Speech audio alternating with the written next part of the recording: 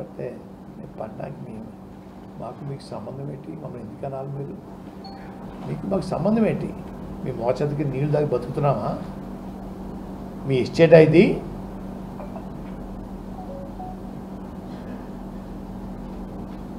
అయ్యా పవన్ కళ్యాణ్ గారు ఇంకో మాట, తమది ఏ ఊరండి అయ్యా?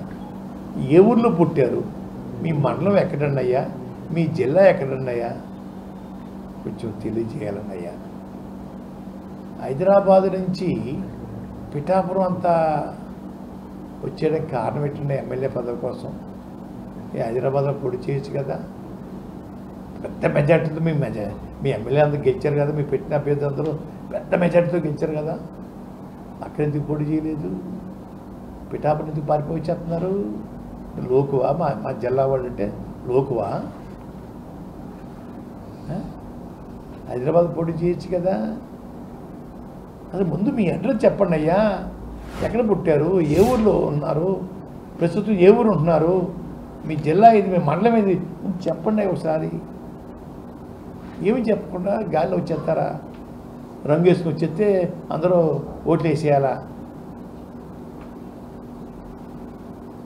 పవన్ గారు మిమ్మల్ని ఓడించి పంపడం ఖాయం.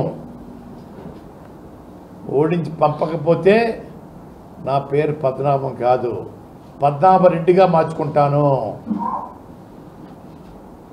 మిమ్మల్ని ఓడించి పంపకపోతే పద్మనాభం కాదు, నా పేరు పద్మనాభరెడ్డిగా మార్చుకుంటాను. ఎరువులువా మేము మీకు ఓటేసేయడానికి?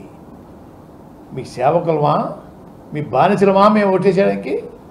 మీ అందరూ అమ్ముడు అయిపోయి జాత మీకున్న జబ్బుని మాకు అడ్డుకడతారా? మా ప్రజలకి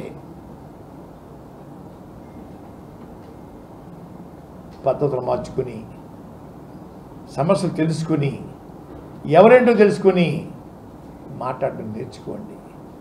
మీ నోటికి ఏదో వస్తే అది మాట్లాడేయకండి.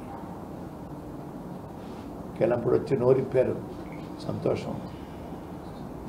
ఈ ప్రశ్నలన్నింటికి కూడా మీరు అదే పద్ధతిలో ప్రెస్ మీట్ పెట్టి నన్ను ప్రశ్నించండి.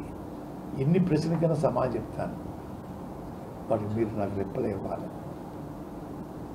అంతేగాని సభలో మాట్లాడేసి మీ ఇష్టం వచ్చిన మాట్లాడుతుంటే ఇంకా అర్థం లేకుండా మాట్లాడడం, వాటికి మేము సమాధానం చెప్పడం కాదు. పవన్ గారు, మీరు కూర్చుని ప్రెస్ మీట్ పెట్టి అన్ని రకాల ప్రశ్నలు వేయండి. అన్ని రకాల ప్రశ్నలు సమాధానం చెప్తాను. అంతేగాని నోరు ఉంది కదా, ముఖం రంగు ఉంది కదా, నేను తిడితే పడవ కదా అనే మాట